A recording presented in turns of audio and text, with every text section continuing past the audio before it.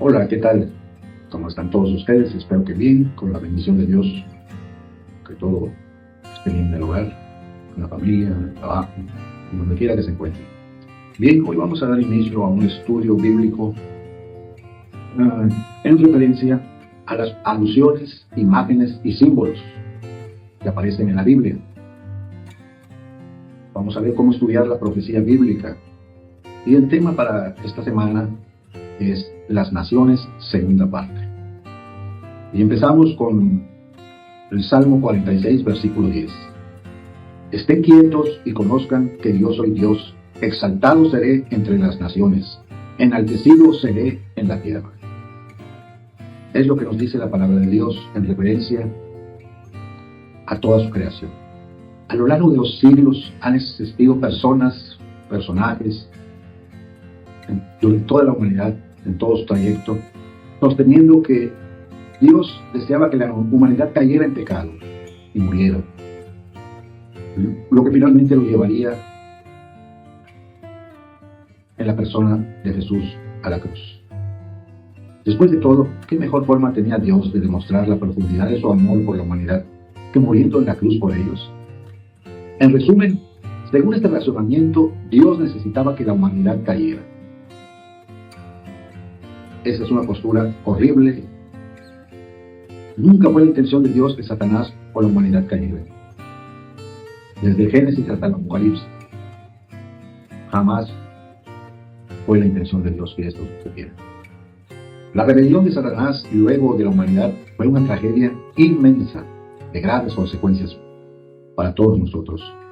Si nuestros primeros padres no hubieran pecado, seguramente estaríamos en comunión plena y gozosa con nuestro Dios. Vamos a examinar los problemas causados por la caída y por el deseo humano de establecer gobiernos terrenales en lugar del divino. De repente, de la nada, surgió la inquietud en el pueblo de Dios, a pesar de que tenían todas las bendiciones, que habían vivido todas las maravillosas experiencias, los milagros, los prodigios que Dios había hecho en su vida. Sin embargo, ellos querían tener un gobierno terrenal. Estos temas son poderosamente presentados en el libro de Daniel, donde se muestra que Dios estaba en lo cierto cuando advirtió a su pueblo acerca de lo que sucedería cuando se apartaran de él y eligieran monarcas terrenales en su lugar. Y eso fue lo que obtuvieron. Monarcas terrenales en lugar de Dios y pecadores gobernando a pecadores. Algo que nunca fue una buena combinación. Ahora hablemos del primer mandamiento. El jardín del Edén era un aula para el pueblo de Dios, donde su interacción con la creación les enseñaría sin cesar a ellos y a su descendencia más acerca de su creador. La santa pareja, Adán y Eva, eran no solo hijos bajo el cuidado paternal de Dios, sino también estudiantes que recibían instrucción de parte del omnisciente creador. Los misterios del universo visible, las maravillas del que es perfecto en la sabiduría, les suministraba una fuente inagotable de instrucción y placer. Los invito a leer en sus Biblias Génesis, capítulo 2, versículos del 9 al 17. Y veamos allá cuál fue el primer mandato que Dios dio a la humanidad y por qué era tan importante. En la Biblia, como parte de la orden dada por Dios a los seres humanos de no comer del árbol del conocimiento del bien y del mal. Esa era o fue el primer mandato. ¿Cómo es posible que el conocimiento estuviera prohibido? ¿No es siempre útil experimentar y saber más?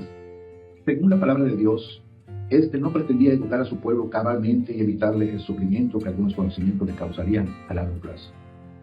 Lo que Dios pretendía era educar a su pueblo cabalmente y evitar el sufrimiento que algunos conocimientos le causarían a largo plazo, como lo que sucedería más tarde cuando el pueblo eligió gobernarse a sí mismo, en lugar de someterse al gobierno del Señor. Miles de años después, cuando Israel pidió un rey, el Señor expuso las consecuencias de él e informó a su pueblo que la decisión de alejarse de su gobierno directo duraría hasta el fin de los tiempos. A medida que los reyes de Israel se volvieron cada vez más malvados, el pueblo del pacto se volvió tan mundano y alejado del propósito de Dios que Él les dio aún más de lo que querían, un gobierno pagano. Acercarse al libro de Daniel con este trasfondo en mente puede ser esclarecedor. La sucesión de los imperios descrita en la visión del libro es más que un reproche dirigido a las naciones paganas. Es también una amonestación dirigida al pueblo de Israel por su negativa a obedecer sus mandamientos. Los siglos de sometimiento, en lugar de la libertad de la que el pueblo de Dios disfrutó originalmente en el Edén, se convertirían en una nueva aula donde los corazones dispuestos podrían observar el sorprendente contraste existente entre los reinos de este mundo y el reino de Dios. Reflexionemos sobre los tipos de conocimiento que incluso hoy sería mejor no tener. ¿Cómo nos ayuda esto a entender el mandato divino dado a Adán y a Eva en el Edén en relación con el árbol del conocimiento del bien y del mal? Dios es más sabio que nosotros. Él nos creó y por eso Él sabía lo que hacía y lo que decía. ¿Y por qué lo decía?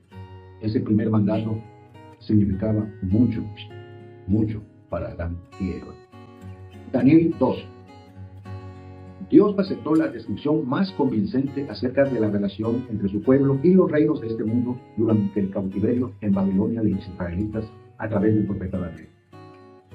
Su pueblo ya no era autónomo y ahora cosecharía las consecuencias de sus elecciones. La pregunta es, ¿aprenderían al menos de ellas? ¿Aprenderemos nosotros de las enseñanzas que Dios nos da en su palabra? Leamos Daniel capítulo 2, versículos 31 al 35, en donde se nos ofrece una visión panorámica de la historia del mundo hasta el fin de los tiempos. ¿Qué importantes verdades podemos aprender de esta asombrosa profecía? A finales del siglo XIX, muchas personas mostraban una renovada confianza en el progreso humano.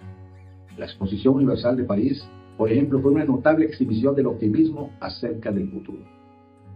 Seguramente con todos estos avances tecnológicos, científicos, muchos de los peores problemas de la humanidad llegarían a su fin. Eso se pensaba en esos tiempos.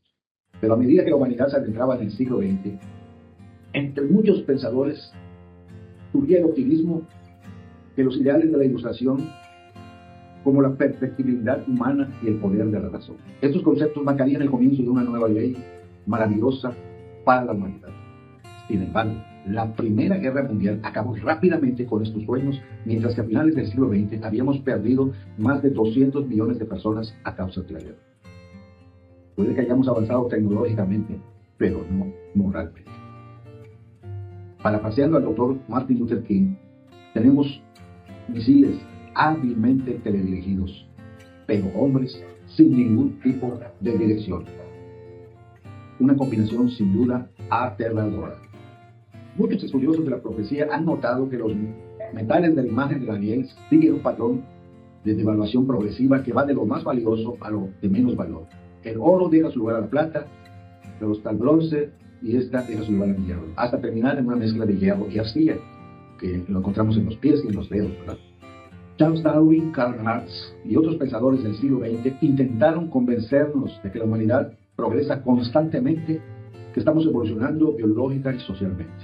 Y aunque en algunos aspectos la existencia humana ha mejorado, al menos en el ámbito físico, ¿quién puede vislumbrar un futuro de paz, seguridad y prosperidad en vista de cómo está siendo gobernado el mundo en la actualidad?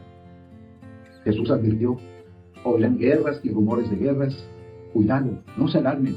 Esto tiene que suceder, pero aún no es el fin. Porque se levantará nación contra nación y reino contra reino. Y habrá pestes y hambres y terremotos en diversos lugares. Consulte Mateo 24, versículos 6 y 7. A pesar de esta advertencia, ¿cómo debería confortarnos el hecho de haber sido advertidos de antemano acerca de estos eventos? En lugar de duda, la palabra de Dios es maravillosa. Siempre nos lleva de la mano. Siempre nos guía y nos dirige hacia puerto seguro.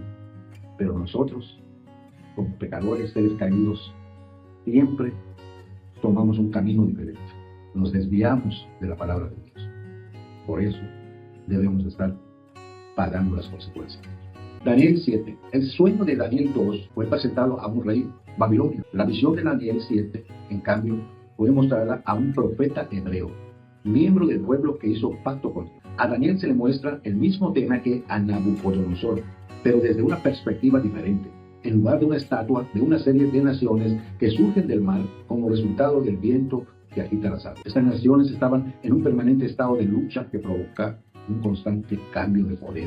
Textos en la Biblia como Salmo 65, versículos 5 al 8, Isaías 17, 12 y 13, y Jeremías 46, versículos 7 y 8, utilizan la analogía de las inundaciones y las olas para describir la agitación existente entre las naciones. Por el contrario, la tierra prometida permaneció al menos durante un tiempo como una isla de paz y seguridad en medio de un mar de reinos paganos, como una nación santa establecida sobre sólidos cimientos del gobierno de Dios, en contraste con las convulsiones que la rodeaban. Leamos Daniel 7, versículos 1 al 3. ¿Qué lecciones podemos extraer de estas imágenes que se nos presentan en este texto bíblico?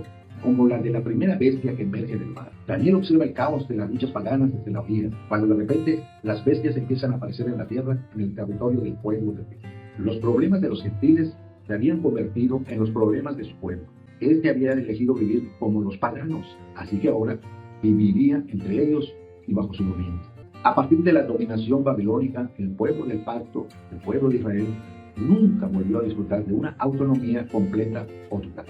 En el caso del Israel espiritual, esta pérdida de autonomía persistirá hasta el fin de los tiempos, cuando Cristo vuelva a ocupar su legítimo lugar como nuestro Rey y Señor.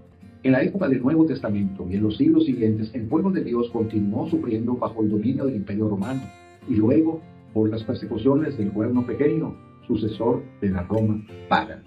Aunque algunas naciones fueron mejores que otras y algunas épocas han sido más pacíficas que otras, la historia general de los países, los pueblos, los imperios ha consistido simplemente en ir de una tragedia a otra, de un opresor a otro, todos generalmente en nombre de las mejores intenciones para los habitantes de cada nación. En contraste con el gobierno que Dios tenía pensado para su pueblo, si éste lo hubiese elegido como su rey, o si hubieran decidido permanecer bajo el reinado de Dios.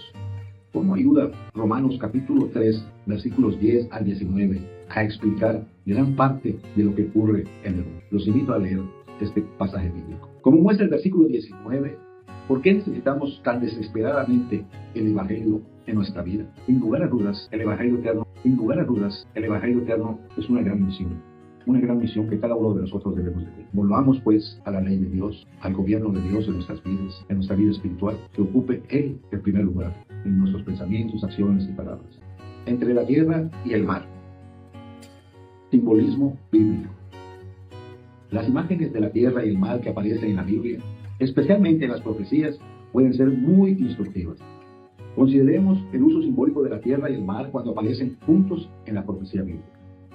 Simbólicamente, cuando se yuxtapone la tierra y el mar, la tierra suele representar al mundo ordenado o incluso la tierra de Israel, mientras que el mar se refiere a las naciones gentiles que la amenazan, igual que el mar amenaza a la tierra. Según esta línea de pensamiento, la tierra es un lugar de estabilidad basado en el gobierno de Dios, mientras que el mar representa la agitación y la inestabilidad de las naciones establecidas sobre el fundamento del orgullo humano. Y esto tiene sus consecuencias, y debemos afrontar las consecuencias de esa decisión que se tomó. Alejarnos de Dios tiene sus consecuencias. Continuamos. ¿Cómo se utilizan ambos símbolos y qué pueden enseñarnos acerca de cómo entender la profecía?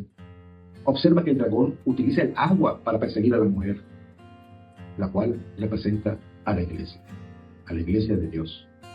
Como hemos visto, el agua suele simbolizar en la profecía a los gobiernos mundanos, así como también la agitación y el caos que a menudo los acompañan. Esto significa que Satanás usó a las masas, empujadas por sus líderes, para perseguir al pueblo de Dios a lo largo de gran parte de la historia de la iglesia de Dios. Además, los adventistas del séptimo día hemos entendido que Apocalipsis 12, 16 se refiere a la migración de los creyentes perseguidos en Europa al Nuevo Mundo. Interesante, ¿cierto? Interesante este estudio que estamos teniendo acerca de las naciones gobernadas por seres humanos. Si nuestra interpretación de la tierra y el mar es correcta, ¿qué dice esto acerca de la fundación de los Estados Unidos de Norteamérica? Podríamos considerar a la tierra de manera semejante a la tierra prometida de la época del Antiguo Testamento, es decir, como un lugar reservado para el pueblo de Dios. ¿Podría ser esta razón por la que la bestia terrestre parece primero un cordero? Aunque Estados Unidos nunca ha sido el nuevo Israel, como algunos de sus fundadores lo veían, durante mucho tiempo ha sido una tierra de libertad religiosa para millones de creyentes oprimidos provenientes de otros países del mundo. principalmente de Europa. Estados Unidos, durante tanto tiempo, un faro de libertad religiosa para los perseguidos, se convertirá en el perseguidor religioso dominante. Advertencia.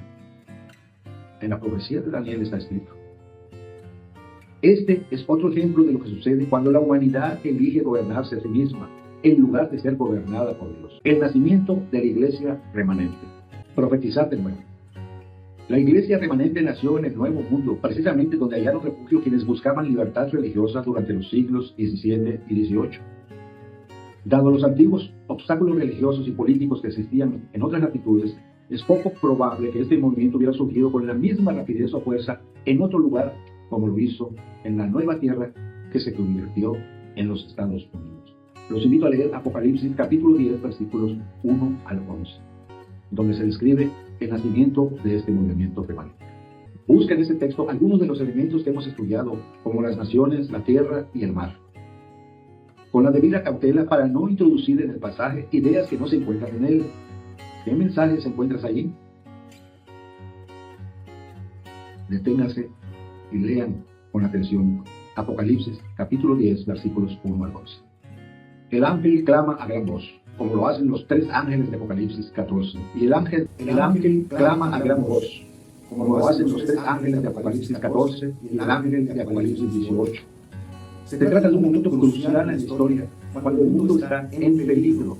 Es entonces cuando se establece la obra de la iglesia remanente, en beneficio de muchos pueblos y naciones, de lenguas y de reyes. Volver a ver Apocalipsis capítulo 10, versículo 11. El ángel sostiene un librito, probablemente el libro de Daniel, que se abre por primera vez después de muchas generaciones. Los invito a ver Daniel 12, versículo 4 en su tiempo. El ángel tiene un pie sobre el mar y otro sobre la tierra. Esto podría ser referencia al hecho de que el mensaje abarca todo el globo, tanto el viejo mundo como el nuevo mundo. Y también podría ser una referencia a la idea de que este mensaje es para todas las naciones, para quienes viven en la tierra y quienes viven en el mar, gentil o pagano. El mundo será por fin iluminado con la gloria de Dios y los mensajes finales de Apocalipsis 14 serán llevados a todos. Al igual que en el caso de Israel de antaño, nuestro mandato como iglesia de Dios es predicar el evangelio en todo el mundo, por testimonio a todas las naciones, y entonces vendrá el fin. Los invito a leer Mateo 24, 14. Dios está encaminando la historia humana hacia su gran conclusión, el fin de los imperios humanos y la entronización permanente de Cristo Jesús, nuestro bendito Salvador. ¿Qué les parece? Observa la exactitud con la que las profecías de Daniel 2 y 7 predijeron el surgimiento y la caída de todos estos imperios mundiales. ¿Por qué esa exactitud asombrosa si pensamos en la época en que se escribió Daniel? Debería ayudarnos a confiar en la promesa del reino final y eterno de Dios. Meditemos en lo siguiente. Vi un cielo nuevo y una tierra nueva, porque el primer cielo y la primera tierra habían pasado. Apocalipsis 21, 1. Los invito a leer este texto de la Biblia. Vi un cielo nuevo y una tierra nueva, porque el primer cielo y la primera tierra habían pasado. El fuego que consume a los impíos purifica la tierra, desaparece todo rastro de la maldición. Ningún infierno que arda eternamente recordará a los redimidos las terribles consecuencias del pecado. Solo queda un recuerdo. Nuestro Redentor llevará siempre las señales de su crucifixión. En su cabeza herida, en su costado, en sus manos y en sus pies se ven las únicas huellas de la obra cruel efectuada por el pecado. Recuerden que por nuestra culpa, por nuestro pecado, Él fue muerto en la cruz. Una muerte humillante. El profeta, al contemplar a Cristo en su gloria, dice: tu resplandor es como la luz, rayos brillantes salen de su mano, ahí está escondido su poder. Habacuc 3, versículo 4. En sus manos y su costado, heridos, de donde emanó el torrente carmesí que reconcilió al hombre con Dios. Allí está la gloria del Salvador, allí está escondido su poder. Poderoso para salvar, por el sacrificio de la redención, fue por consiguiente fuerte para ejecutar la justicia, para con aquellos que despreciaron la misericordia de Dios. y las marcas de su humillación, con su mayor honor, a través de las edades eternas, las llagas del Calvario, proclamarán su alabanza y declararán su poder. El conflicto de los siglos, páginas 653 a 654. Preguntas para dialogar. Finalmente, todos los logros terrenales, no importa cuán grandiosos, asombrosos y gloriosos sean, se convertirán en polvo para siempre. Esto nos debe quedar simple claro. Por eso la palabra de Dios nos dice que busquemos primero el reino de Dios, que hagamos tesoros para arriba, para el cielo, no aquí en la tierra. Porque cualquier fortuna, por inmensa que sea, no nos la vamos a llevar cuando nos juntamos. Todo se queda en este mundo y este mundo será destruido. Así que nuestro afán y nuestra lucha diaria debe ser por buscar el reino de Dios, como dice su palabra. Continuamos. Esto incluye cualquier cosa terrenal que hayas logrado. ¿Por qué? ¿Por qué es importante? ¿Por qué es importante tener siempre presente esta perspectiva? Por lo que acabamos de comentar, ¿verdad? ¿Cómo debería ella ayudarte a mantener claras tus prioridades? La palabra de Dios es clara y concisa y precisa. Y cualquiera de nosotros, leyendo por oración y pidiendo la dirección del Espíritu Santo, podemos entender lo que leemos en ella. Ese es el objetivo de la Biblia. Es la palabra y el testimonio de Dios para guiarnos en este mundo. Continuamos. Examina detenidamente la bestia marina de Apocalipsis 13, capítulos 1 al 10. Lee despacio, detenidamente, este capítulo y estos versículos. ¿Cómo refleja esta bestia las consecuencias naturales de la mentalidad de Babel? Interesante pregunta, ¿verdad? Así que, con calma, podemos repetir esta guía de estudio, volver a ver paso por paso y leer detenidamente cada versículo, cada capítulo aquí mencionado. Eso nos ayudará y nos dará luz sobre el tema que hemos tratado el día de hoy. Así que, gracias por su atención. No olviden suscribirse al canal y darle clic en la campanita, darle like, porque eso nos ayuda a que más personas conozcan este mensaje, esta guía de estudios, que a partir de ahora lo haremos en este formato, este nuevo formato. Que Dios los bendiga y guarde e ilumine su vida todos los días.